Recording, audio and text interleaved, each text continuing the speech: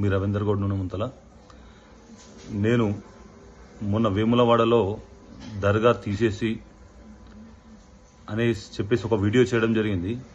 ఆ వీడియో చేసిన తర్వాత ఇన్స్టాగ్రామ్లో అప్లోడ్ చేశాను. ఇన్స్టాగ్రామ్లో కొంతమంది కొజ్జానా కొడుకులు, కొంతమంది మరకలు, అలాగే కొంతమంది సెక్యులర్ హిందువులు నన్ను ఇష్టమున్నట్టు కామెంట్స్ చేయడం జరుగుతుంది.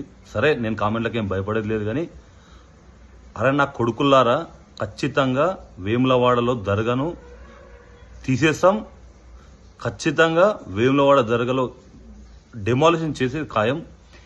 నేనేందంటే దీన్ని చట్టపరంగా న్యాయపరంగా ఎలా చేయాలో అలా చేస్తాం.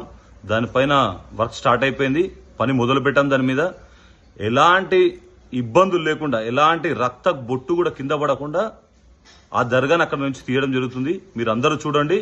మీకు అందరికి మరకల్లరా, కొంతమంది మరకల్లరా సవాల్ విసురుతున్నా, మీకు దమ్ముంటే మసీద్ మీద చేతే మనం మాట్లాడుతున్నా. ఈ మరకలకు చెప్తున్నా, బిడ్డ బరాబర్ ఖచ్చితంగా వేములవాడలో గుళ్ళో ఉన్న దర్గాను తీసేది ఖాయం. ఇది ఏదేమైనా ఊరుకునేది లేదు, ఖచ్చితంగా తీసేస్తాం. ఇంకోటి మనకు కొంతమంది హిందూ బంధువులకు నేనేం ఒకటే ఏమంటున్నా అంటే, ఒకసారి ఆలోచించండి. హిందువులందరూ అసలు ఎందుకు ఆలోచించరు? మన గుళ్ళో దర్గా పెడితే ఈ రోజు వరకు అడగలేరు, చేయలేరంటే ఇది 13వ శతాబ్దంలో ఈ మందిరం నిర్మాణమైంది. రాజరాజ నరేంద్రుడు ఈ మందిరాన్ని నిర్మించడం జరిగింది.